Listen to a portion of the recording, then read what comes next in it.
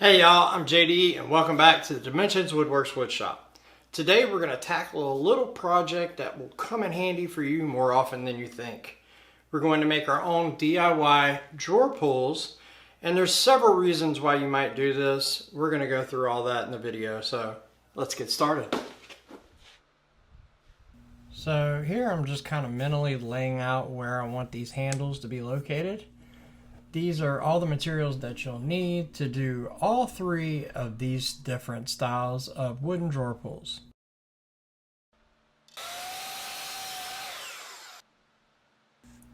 First, I cut my blocks to a rough size, and then I begin the layout for the first of the three. This is going to be kind of a modern looking drawer pull. You find these quite often made in metal. And then I just line up the table saw's blade to remove the bulk of the material as quickly as possible. But you notice I'm leaving this piece long enough to do all of the drawer pulls I need out of one piece of stock.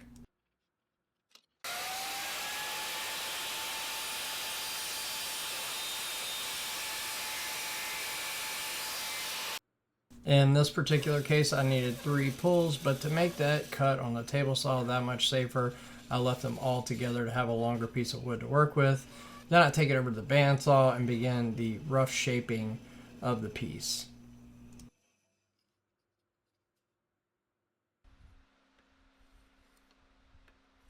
I start the shaping process by breaking the sharp edges with a small block plane, and then I move on to a little bit of sandpaper.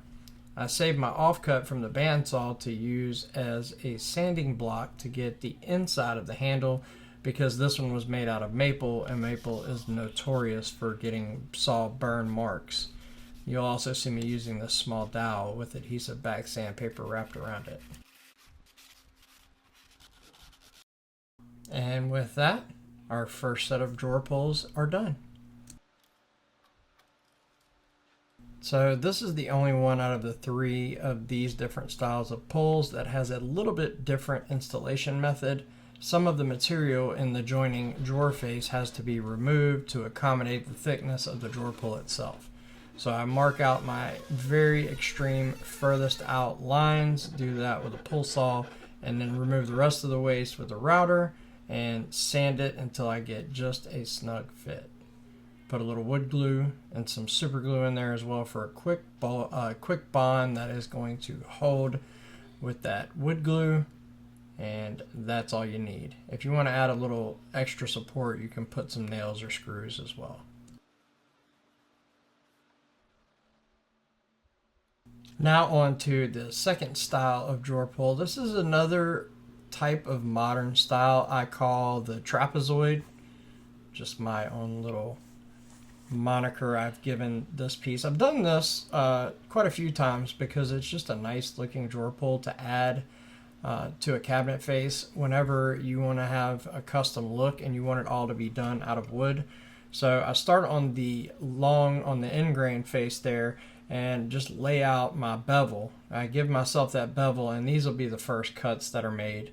I'll mark my waist area and take it over to the bandsaw.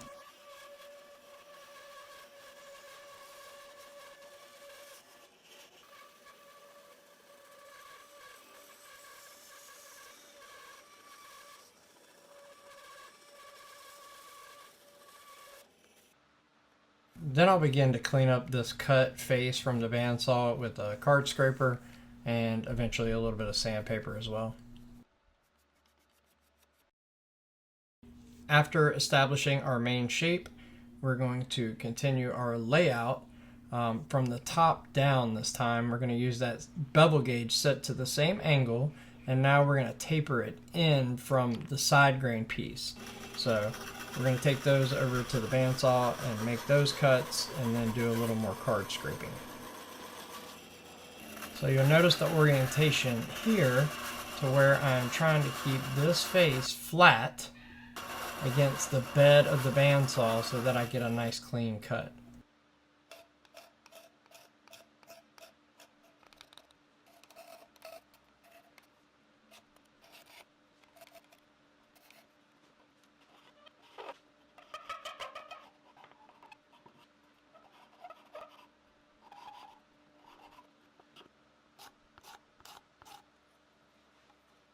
I got a really good close-up on this part of the process. You can really see the wood fibers beginning to take shape with the card scraper, and then at the very end I take that squared block with the adhesive back sandpaper and get a nice clean finish on the edge.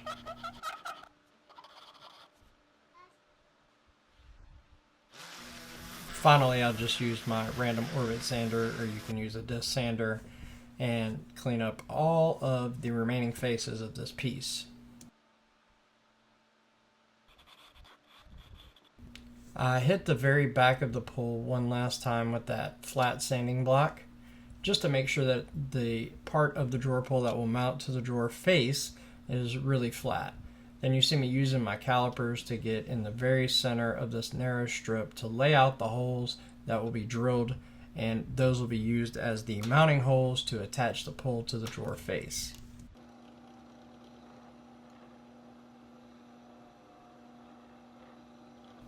And after drilling the mounting holes on the drill press, we're all done with number 2. For style number 3, we're going to use the same tools, except this time we're going to add a compass because there are some portions of this drawer pull that will have a bit of a radius to it. This step may not be necessary depending on the layout of the particular cabinet or the look that you're going for, but I first cut these 2 small standoffs to give me some space away from the cabinet and make sure that I had enough room to get a good grip on that drawer pull away from the face of the drawer. I sandwiched these small pull pieces in between 2 known flat square pieces of plywood so that I can use them for 2 different reasons. I'm going to use them to lay out this arch in the middle because I have a known distance and I have that same center line struck on the pull as I do on the plywood. And then later I'm going to use that to glue up those small standoffs that will give me something to clamp against. The shaping on the radius piece will be done with this little drum sander mounted into the drill press. Then I use my compass again to mark a small radiused edge on the outside of the pull.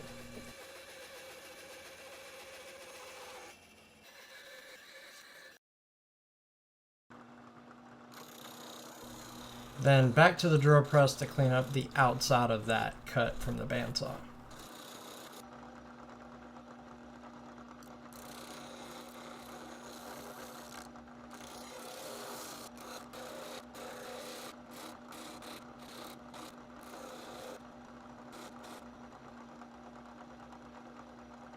You can see here how that knocked off that little bit of a squared edge left by the blade.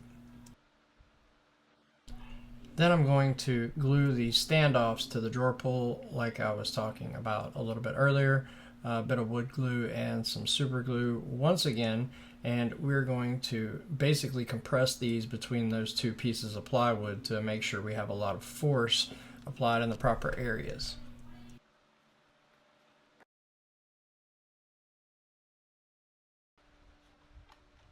And that super glue allows us to keep moving quickly, and the wood glue gives us that really strong bond that we're looking for. Now to begin the shaping portion on this drawer pull, we're going to use some wood rasps and some sandpaper to get the inside portion of that drawer handle to give you a nice comfortable fit where your hand is going to come in contact with the drawer pull. Then it's over to the router table to round over all of the edges except for that very back edge that will be used to mount the pull to the drawer face.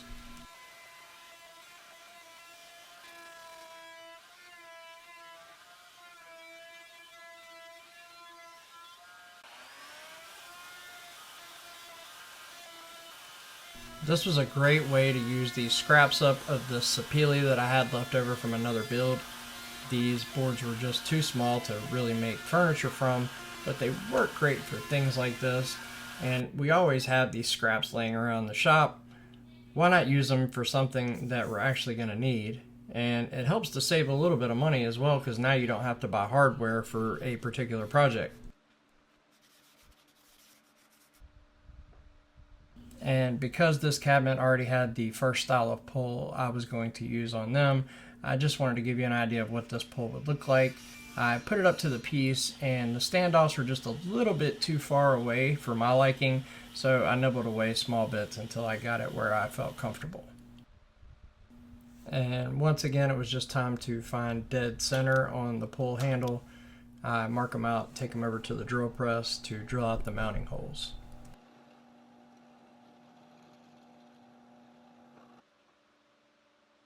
And one little quick swipe across some sandpaper to get rid of my layout lines. And while I'm applying a little bit of Danish oil to these different styles of drawer pulls, I just want to talk a little bit about how easy this really is. You can be so creative with this process, and you can create a million different designs. You don't have to be limited by the hardware that's out there, and also, like I said before, it's a great way to save a little bit of money and use up some of your shop scraps.